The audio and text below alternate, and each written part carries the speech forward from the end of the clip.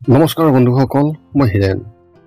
আজি আপোনালোকক এই ভিডিঅ'টোৰ জৰিয়তে আগবঢ়াইছোঁ এই 2025 বৰ্ষৰ এপ্ৰিল মাহটোত এই 12টা ৰাশিয়ে কেনেধৰণৰ ফলাফল দিব আমাক তাৰে সম্পূৰ্ণ তথ্য এই ভিডিঅ'টোৰ জৰিয়তে লাভ কৰিব। প্ৰথমে মোৰ চেনেলটো আপোনালোকে ছাবস্ক্ৰাইব কৰি ল'ব, যাতে মোৰ পিছৰ ভিডিঅ'বিলাক আপোনালোকে সহজে লাভ কৰিব পাৰে। লগতে মোৰ ভিডিঅ' যদি ভাল লাগে তেন্তে লাইক আৰু শ্বেয়াৰ কৰিব, কমেণ্ট কৰি আপোনালোকৰ মনোভাৱ প্ৰকাশ কৰিব। এতিয়া আহক মূল বিষয়লৈ। আজি এই ভিডিঅ'ৰ উদ্দেশ্য হৈছে এই 2025 বৰ্ষৰ এপ্ৰিল মাহটোত এই 12টা ৰাশিয়ে আমাক কেনেধৰণৰ ফলাফল দিব তাৰে সম্পূৰ্ণ তথ্য আগবঢ়াইছোঁ। আপোনালোকক মাহিকী ৰাশিফলৰ বিষয়ে জনাব বিচাৰিছোঁ যে এই মাহ কেনেকুৱা হ'ব তাক লৈ আপুনি নিশ্চয় চিন্তিত। এনে পৰিস্থিতিত আজি আপোনালোকক সকলো সন্দেহৰ অন্ত পেলোৱাৰ লক্ষ্যৰে আপোনাৰ ৰাশি অনুসৰি এই 2025 চনৰ এই মাহটোৰ মাহেকীয়া ৰাশিফলটো আমি আপোনালোকক আগবঢ়াইছোঁ। আপোনাৰ ৰাশিৰ ওপৰত বিভিন্ন গ্ৰহ আৰু নক্ষত্ৰ মণ্ডলৰ প্ৰভাৱ বিবেচনা কৰি আমি প্ৰতিটো ৰাশি অনুসৰি এই 2025 চনৰ এই মাহৰ ৰাশিফলৰ সঠিক ভৱিষ্যতবাণী কৰিছোঁ। এই ভিডিঅ'ৰ জৰিয়তে আপুনি 12টা ৰাশিৰ মাহেকীয়া ৰাশিফল ক্ৰমে লাভ কৰিব। প্ৰতিটো ৰাশি অনুসৰি এই মাহৰ ৰাশিফল জানো আহক আমি এই ভিডিঅ'টোৰ জৰিয়তে। যেতিয়াই এটা মাহ আৰম্ভ হয় তেতিয়াই আমাৰ মনত বহু ধৰণৰ সন্দেহৰ সৃষ্টি হ'বলৈ আৰম্ভ কৰে। কোনোবাই পৰিয়ালৰ প্ৰতি আশংকা, কোনোৱে চাকৰিৰ বাবে চিন্তিত আৰু কোনোৱে স্বাস্থ্যৰ প্ৰতি চিন্তিত যেন লাগে। সকলোৰে সন্দেহ বেলেগ বেলেগ হ'ব পাৰে, কিন্তু ইয়াৰ স্থায়ী সমাধান হ'ল নিজৰ ভৱিষ্যতবাণী আগতীয়াকৈ জনা। এই কাৰণে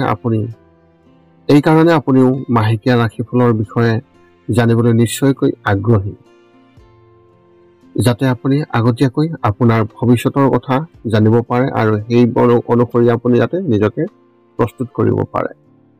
এতিয়া আগবাঢ়ো মাহেকীয়া ৰাশিফলৰ এই 12টা ৰাশিৰ সম্পূৰ্ণ বৰ্ণন। সৰ্বপ্ৰথম মেষ ৰাশি। পৰিয়ালটোৰ আৰ্থিক অৱস্থাৰ উন্নতি নহ'ব আৰু ঘৰত পৰি থকা পুৰণি গহনাবোৰ বিক্ৰী কৰাৰ কথাও আপুনি ভাবিব পাৰে। আপোনাৰ কৰ্মক্ষেত্ৰত অগ্ৰগতি পাব, কিন্তু ই আপোনাক সন্তুষ্ট নকৰিব। ঘৰত সকলো ঠিকেই থাকিলেও উত্তেজনাৰ পৰিৱেশ থাকিব আৰু পাৰস্পৰিক সম্পৰ্কত দূৰত্ব বাঢ়িব। আপোনাৰ স্বভাৱো খঙাল হৈ থাকিব পাৰে।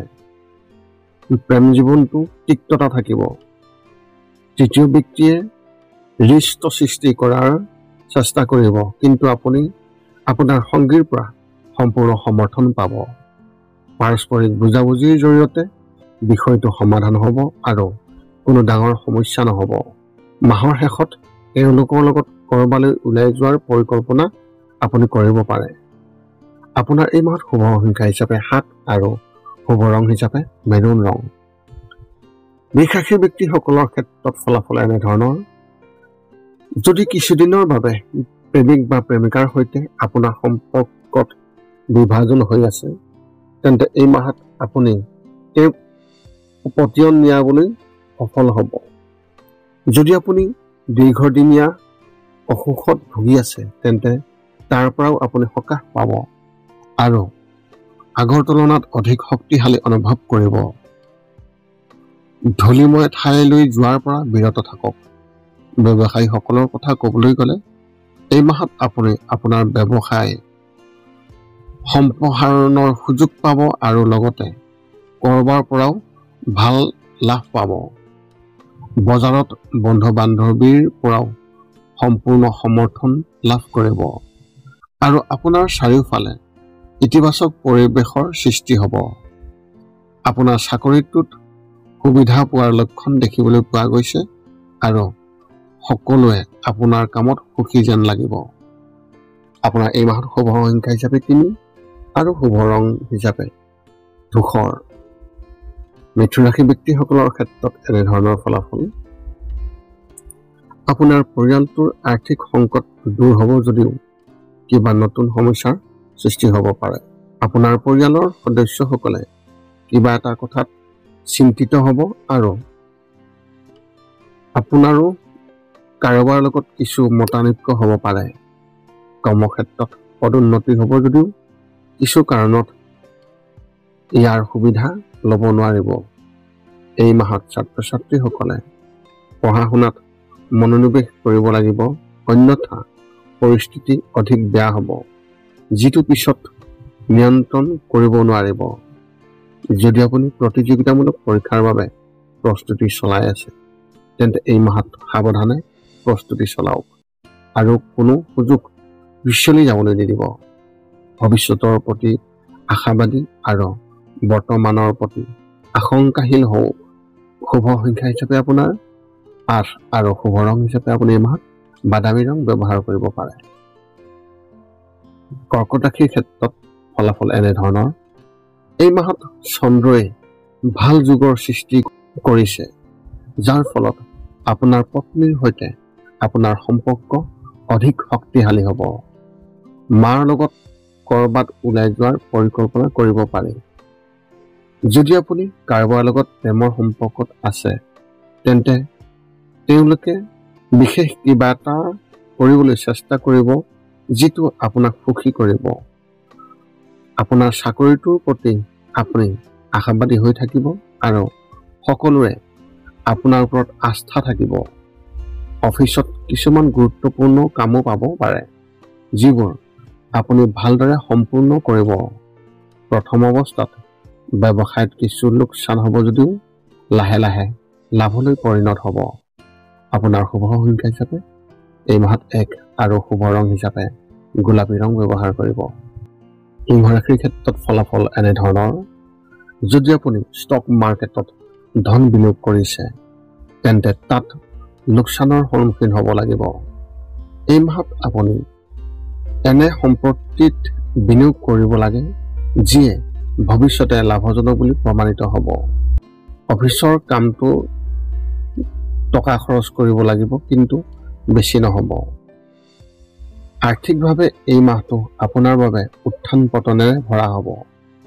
যদি আপুনি কাৰোবাৰ লগত প্ৰেমৰ সম্পৰ্কত আছে আৰু তেওঁক বিয়া কৰাব বিচাৰিছে, তেন্তে এই মাহটো আপোনাৰ প্ৰেম জীৱনৰ বাবে অতি ভাল। ইয়াৰ বাবে আপুনি হয়তো আপোনাৰ পৰিয়ালৰ সদস্যৰ পৰা অনুমতি পাব আৰু সকলোৱে আপোনাৰ বিবাহক লৈ উৎসাহিত যেন লাগিব। আপুনি মানসিকভাৱে সুখী হ'ব।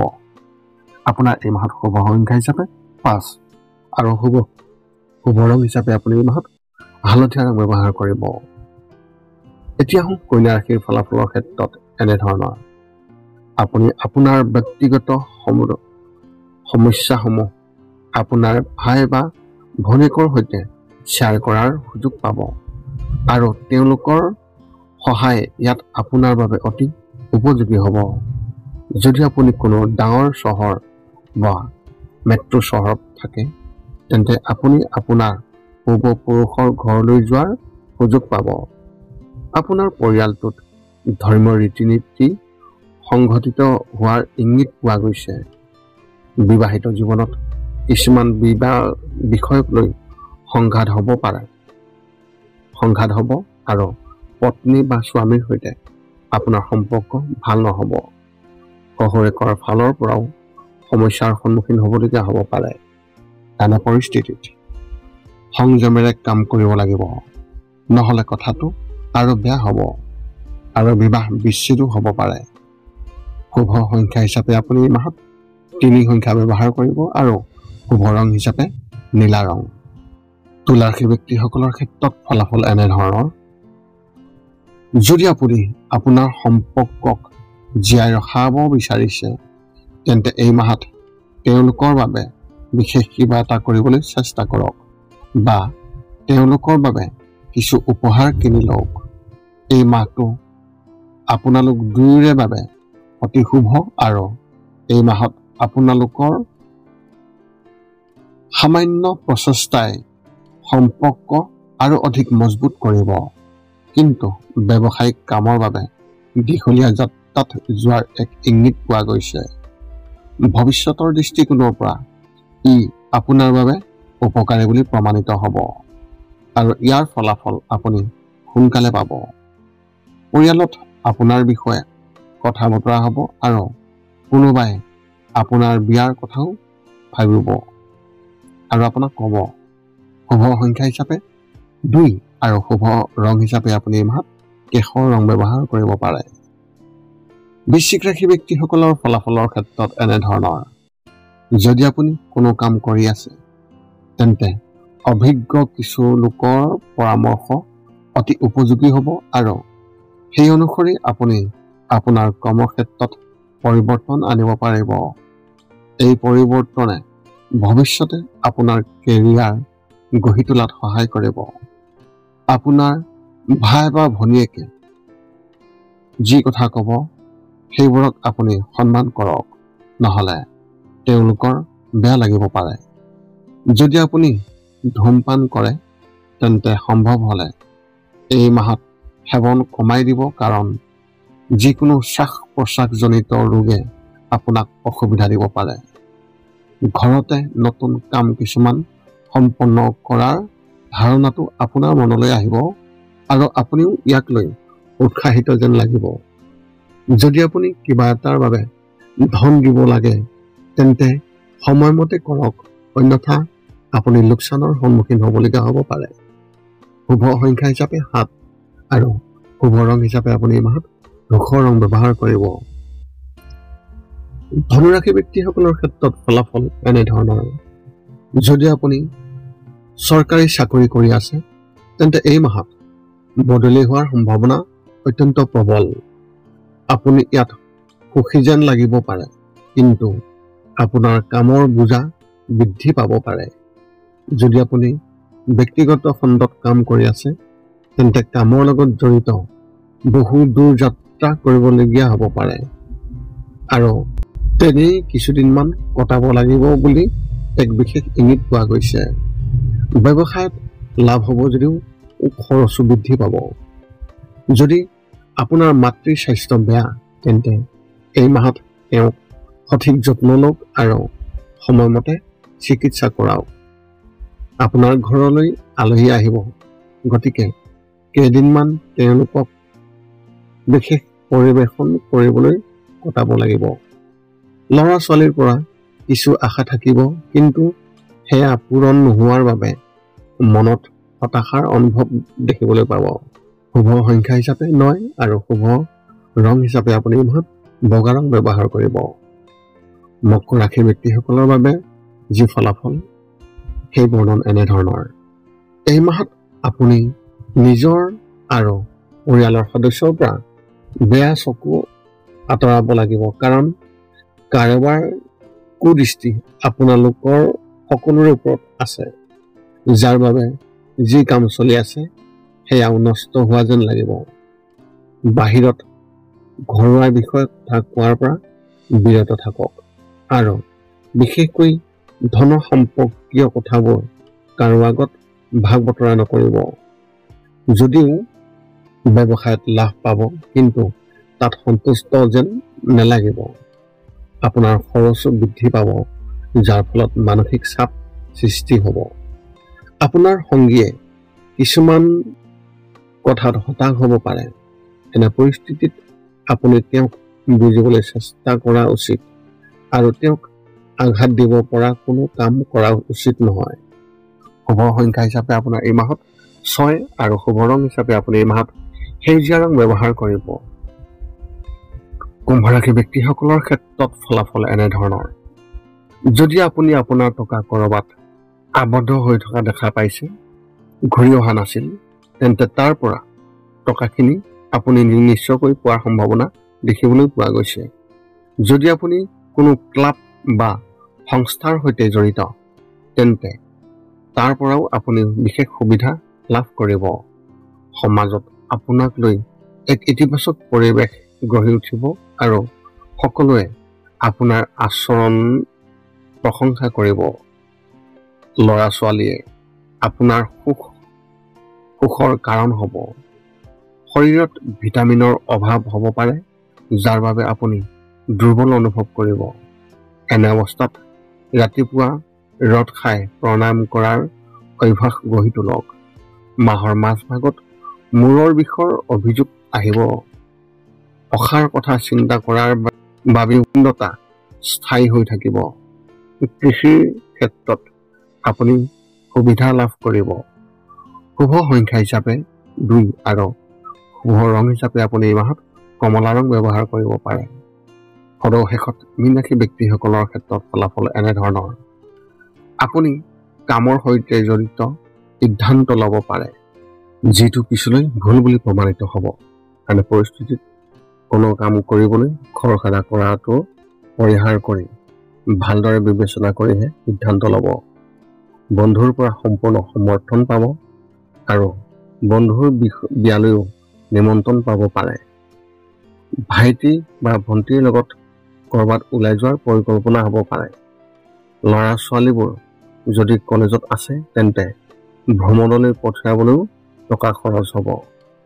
ঘৰৰ আৰ্থিক অৱস্থা ভাল হ'ব যদিও খৰচো বৃদ্ধি পাব। স্বাস্থ্যৰ যত্ন লওক আৰু বাহিৰৰ খাদ্য নাখাব। বজাৰত কাৰোবাৰ প্ৰতি শত্ৰুতা গঢ় লৈ উঠিব আৰু আনকি নতুন শত্ৰু গঢ়ি তুলিব পাৰে। পুৰণি গ্ৰাহকেও আপোনাক পৰিত্যাগ কৰিব পাৰে। আপোনাৰ এই মাহত শুভ সংখ্যা হিচাপে 4 আৰু শুভ ৰং হিচাপে আপুনি এই মাহত আকাশী নীলা ৰং ব্যৱহাৰ কৰিব পাৰে। যদি মোৰ ভিডিঅ'টো ভাল লাগিল তেন্তে লাইক শ্বেয়াৰ কমেণ্ট কৰিব, চেনেলটো ছাবস্ক্ৰাইব কৰি থ'ব যাতে আমি পুনৰ লগ পাম অন্য এটা ভিডিঅ'ত এই চেনেলৰ জৰিয়তে। এই আছিল এই 2025 বৰ্ষৰ এপ্ৰিল মাহটোত লাভ কৰিবলগীয়া সম্পূৰ্ণ 12টা ৰাশিৰ ফলাফল। যদি আপোনাৰ মনত এতিয়াও জ্যোতিষ সম্বন্ধীয় কিবা প্ৰশ্ন আছে তেন্তে আপুনি আমাক আপোনাৰ প্ৰশ্ন এই ভিডিঅ'ৰ তলত কমেণ্ট কৰি আমাক অৱগত কৰাওক আৰু আমি আপোনালোকৰ প্ৰশ্নৰ উত্তৰ অতি সোনকালে দিবলৈ আমি সকলো সময়তে সাজু থাকোঁ। পুনৰ লগ পাম অন্য এটা ভিডিঅ'ত। আজিলৈ ধন্যবাদ।